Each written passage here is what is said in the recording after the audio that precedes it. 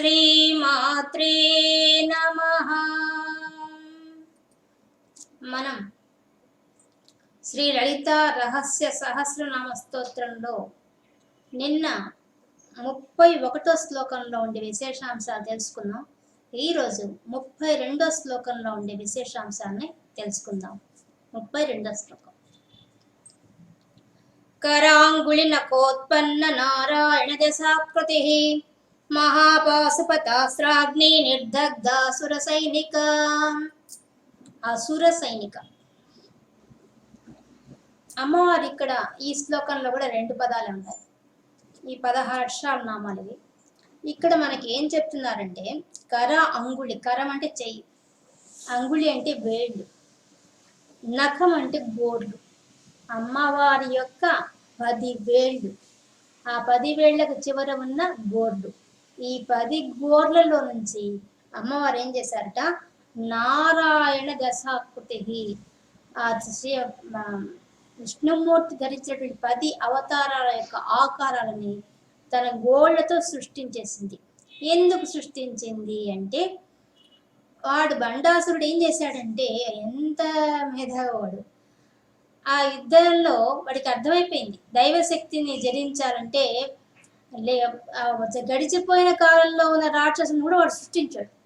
ఎంత మేధావాడు అంటే, విష్ణుమూర్తి ఒక్కొక్క రాక్షసుని సంబంధించిన కోసంగా 10 అవతారాలు వెతితే, ఆ 10 అవతారాలకు సంబంధించిన 10 ఇంకా రాని కలికి అవతారంతో కలిపి అంతమంది రాక్షస సమూహాన్ని వాడు సృష్టించేశాడు. ఎంత గొప్ప విషయం చూడండి. సృష్టించగానే అమ్మవారు చూసిందట. అంటే మత్స్యావతారంలో వచ్చిన సోమకాసుడు వచ్చాడు, రావణాసురుడు వచ్చాడు, ఇంకా దుర్యోధన, అందరూ ఎంతమంది రాక్షస గణం ఉన్నారో వాడు అందరిని సృష్టించేసాడు వాడు, ఆ 10 అవతారాల్లో ఉండేవాళ్ళు. అంటేనే అమ్మవారు ఏం చేశారు, తన గోళ్లతోనే ఆ 10 అవతారాల్లో ఉండి నారాయణమూర్తిని సృష్టించేసింది. వెంటనే 10 మంది నారాయణమూర్తులు వచ్చారు, వాళ్ళని ధ్వంసం చేసి పారేశారు. ఆ అసుర సైన్యాన్ని అంతా కూడా సంహరించి పారేసింది ఒక్కసారి. అంటే ఎంత గొప్ప విషయం ఉంచాలి. అంటే అమ్మవారి యొక్క గోళ్లలో నుంచి ఆ 10 అవతారాలు పుట్టాయని అర్థం అనమాట. ఇది పైన కథాపరంగా ఉండే అర్థం. అంటే బండాసురుడు ఆ అసుర అప్పటికీ అయిపోయిన అవతారాల్లో ఉండే రాక్షసులందరినీ వాడు సృష్టించాడు. సృష్టించిన వాళ్ళందరినీ కూడా అమ్మవారు తన చేతుల్లో గోడ ద్వారా సృష్టించబడిన ఆ శ్రీమన్నారాయణ అవతారాలతోనే సంహరించి పారేసింది. అంటే ఈ యుద్ధంలో వాడు ఏ విధంగా అంటే, ఒక అస్త్రాలు అవి, ఆ మంత్ర సహాయంతో వాడు సృష్టించాడు. అమ్మవారు తన చేతి గోడతో సృష్టించింది. వాడు కష్టపడి మంత్రం జపించి అస్త్రం తయారు చేస్తే ఆ నిమిషంలో సృష్టించేసింది. ఆమె ఏం కష్టపడలేదు, ఆమెలోంచి వచ్చిన అవతారాలు అయితే అవన్నీ, అందువల్ల సృష్టించగలిగింది. ఇది కథాపరంగా ఉండే అర్థం. మనం దశావతారాలు చూసుకున్నా కూడా ఇవన్నీ మనలో ఉన్న గుణాల గురించి చెప్పే సంకేతమే మన పురాణాలన్నీ కూడా. వేదాల్లో చెప్పిందంతా మనం చదవలేమని చెప్పి మన ఋషులంతా ఆలోచించి మనకు పురాణాల రూపంలో కథలు ఇచ్చేశారు.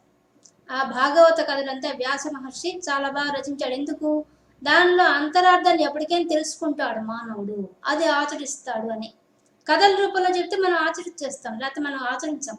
అబ్బా రాముడిలాగా మనం ఉండాలా, ఏకపత్ని వ్రతంతో ఉండాలా, సత్యాన్నే పలకాలా, ఆ సత్యం మీద నిలబడాలా, ఇవన్నీ మనకు మార్గదర్శకం చూపిస్తాయి అన్నమాట. అందుకనే వాళ్ళు సులభంగా మానవులకు మనసుకు హత్తుకునే రకంగా ఉండడానికి కోసంగా పురాణాల్లో అలా రచిస్తారు. అలా రచించినవే ఆ 10 అవతారాలు కూడా. ఇప్పుడు సోమకాసుడు కోసంగా మత్స్యావతారం ఎత్తాడు విష్ణుమూర్తి. ఎందుకు, పైన అర్థమైంది బ్రహ్మచేతిలో ఉండే వేదాలు తీసుకెళ్ళిపోయాడని, అందుకని మత్స్యావతారం వచ్చిందని చెప్తారు. లోపల అర్థమైంది, జ్ఞానానికి సంకేతం బ్రహ్మ, అంటే ఆ జ్ఞానాన్ని తీసుకెళ్ళిపోయాడు. ఆ అజ్ఞానం తీసుకెళ్ళిపోయింది. ఆ అజ్ఞానం తొలగించగానే జ్ఞానం వచ్చేస్తుంది. అదే మత్స్యావతారంలో ఉండే లోపల ఉండే అర్థం. అది పైకి అర్థం ఏమనిపిస్తుంది, కథ కనిపిస్తుంది. ఆ కథ చదువుతున్నసేపు మనం ఇట్లా ఉంటారా అట్లా ఉంటారా అని చెప్పి ఆలోచించుకుంటూ కూర్చుంటాం. ఆ రాక్షసుడు దుర్మార్గుడు అని ఆలోచిస్తుంటాం. కానీ పోగా మనకి ఏమర్థమవుతుంది, అసలు లోపల ఉండే రహస్యం అర్థమైపోతుంది. అలాగే మరి 2వ అవతారం కూర్మావతారం. కూర్మావతారం కూడా ఎందుకు వచ్చింది? కూర్మావతారం మందర పర్వతం మునిగిపోతుంటే వచ్చింది. అంటే అర్థమైంది, మన మనస్సే మథనం అయ్యేది. ఆ మనసు కుంగిపోతున్నప్పుడు లేచి నిలబెట్టే సాధనమే ఆ కూర్మ అవతారం. ఇంకా నారసింహ అవతారం, దాంట్లో ప్రహ్లాదుడు ఏంది, అంతటా పరమాత్మను దర్శించాడు ప్రహ్లాదుడు. కానీ భగవంతుడు ఉన్నాడా లేదా అనే సందేహంతో ఉండిపోయాడు హిరణ్యకశిపుడు. కాబట్టి అతని యొక్క ఆ అజ్ఞానం తొలగించడం కోసంగా వచ్చాడు నరసింహ అవతారంగా. తర్వాత వామన అవతారం, మన బలిచక్రవర్తిలో ఉండేది ఏంటి, అహంకారం. కానీ నేనే అన్ని లోకాలు నావే అని చెప్పడానికి, అహంకారం అంటడానికి కోసంగా వామన అవతారం వచ్చాయి. అంటే మనలో ఉండే గుణాలే అవన్నీ వాళ్ళ కథల రూపంలో చెప్పేశారు, కానీ లోపల ఉండే అంతరార్థం మాత్రం మన గురించి చెప్తున్నారు, మనకు సంకేత భాష ఉపయోగిస్తున్నారు. ఇంకా వామనుడు అయిపోయింది, నారసింహ అయిపోయింది. వామన, నారసింహ, మళ్ళీ కూర్మము, వామనుడు, పరశురాముడు చేసి రాజసం, సత్వగుణంతో వాడిని రెచ్చగొడితే రాజసత్వం చూపిస్తాడని చెప్పడానికి పరశురాముడు. మరి శ్రీరాముడికి అయితే 10 తెరలు ఉండేవాడు రావణాసురుడు. 10 తెరలు అంటే 10 ఇంద్రియాలు, మనలో ఉండే ఇంద్రియాలే, వాటికి మోహం వచ్చింది. ఆ మోహం తొలగించడం కోసంగా రామావతారం వచ్చింది, ధర్మస్థాపనకు వచ్చింది. మళ్ళీ బలరామ అవతారం ఇక్కడ మనకు ఈ భాషలో బలరాముడు అని చెప్తున్నారు. బలరాముడి ప్రకారం ఏం చెప్తున్నారు, బలరాముడు ధరించేది ఏంది, నాగలు ధరిస్తాడు. నాగలు అంటే మనలో ఉండే అజ్ఞానం తొలగి జ్ఞానం అనే పంట పండించుకోవడం కోసంగా ఆ నాగలు ధరిస్తాడు బలరాముడు. ఇంకా శ్రీకృష్ణుడు వచ్చేది ఆయన ధర్మస్థాపన కోసం వచ్చినవాడు, భగవద్గీతనే చెప్పినవాడు, జ్ఞాన బోధ చేసినవాడు, అందుకోసం వచ్చినవాడు శ్రీకృష్ణ పరమాత్మ. ఇంకా కల్కి రాలేదు, కల్కి వస్తుంది. ఇప్పుడు మనకు తెలుస్తూనే ఉంది, కరోనా ఇవన్నీ వచ్చిన మనకు బాగా తెలుస్తుంది. అంతటా వ్యాపించిపోయిన పాపాత్మంతా లేచి కూర్చుంటున్నారు. ఎన్ని రకాలుగా, అటు ఆర్థికంగా, రాజకీయంగా, అన్ని రకాల రాష్ట్రత్వం పెళ్ళుబుకుతోంది. దాన్ని అంచడానికి కోసం కలికి రాక తప్పదు, అది జరుగుతుంది. ఆ విధంగా ఉండేటువంటి ఆ 10 అవతారాల నుండి అంతరార్థం అంతా ఏంది, మన అజ్ఞానం మీద జ్ఞానం సంపాదించిన విజయం, అంతే. సారాంశం మాత్రం అదే. కాబట్టి ఇది ఒక అర్థం. ఇంకా రెండో అర్థం, అమ్మవారికి 10 వేళ్ళు అని చెప్తున్నారు. 5 వేళ్ళు వచ్చి జీవుడికి సంబంధించినవి, 5 వేళ్ళు వచ్చి పరమాత్మకు సంబంధించినవి. మనకు 5 జీవుడు ఏం చేస్తాడు, జాగృత అవస్థ, 10 అవస్థలు ఉంటాయి మనకి 5 అవస్థలు ఉంటాయి, పరమాత్మకి 5 అవస్థలు ఉంటాయి. కాబట్టి 10 అమ్మవారి గోళ్ళకు వచ్చాయి. అంటే దశముద్రలతో చూపించింది అనమాట. అది ఒకటి మనది జాగృత అవస్థ, సుషుప్తి అవస్థ, మరి స్వప్నావస్థ, మరియు కనిపించకుండా పడ మూర్ఛ అంటారు, తర్వాత మరణం. ఈ 5 మనకు ఉంటాయి. పరమాత్మకైతే సృష్టి, స్థితి, సంహారం, తిరోధానం, అనుగ్రహం అని ఈ 5 ఉంటాయి. కాబట్టి 5 జీవుడివి, 5 పరమాత్మవి. ఈ 5 అమ్మవారి యొక్క గోడలో ఉండే శక్తులు. అంటే ఈ కృత్యములు, పనులు. ఆకృతి అని చెప్పారు కదా, ఆకృతి వచ్చి నారాయణ స్వామిది, కృతి అంటే పని. ఈ 10 పనులు చేయడమే ఈ విశ్వంలో జరుగుతుంది, ఎప్పటికీ జరుగుతూనే ఉంటుంది. కాబట్టి జరపడం కోసం సంకేతంగానే అమ్మవారు 10 గోళ్ళలోంచి 10 శక్తుల్ని సృష్టించారనే విషయాన్ని తెలియజేస్తున్నారు. అంటే జీవుడికి ఉండే అవస్థలు చెప్పడానికి, పరమాత్మ యొక్క అవస్థలు చెప్పడానికి, ఈ విధంగా 3 భావాల్ని ఈ పదంలో చెప్పారు. మొదటి పదానికి అర్థం అంటే బండాసురుడి సైన్యంతో వాడేం సృష్టించాడు, దాన్ని ఎలా సంహరించింది. రెండో అర్థం వచ్చి అసలు ఆ దశావతారంలో ఉండే మూల అర్థం ఏంది. మూడో అర్థం వచ్చి అమ్మవారి చేతిలోంచి ఏమి కృతులు, కార్యాలు జరుగుతున్నాయనే విషయాన్ని తెలియజేశారనమాట. ఇంకా తర్వాత పదం, మహాపాశుపతాస్త్రాగ్ని నిర్దగ్ధ అసుర సైనిక.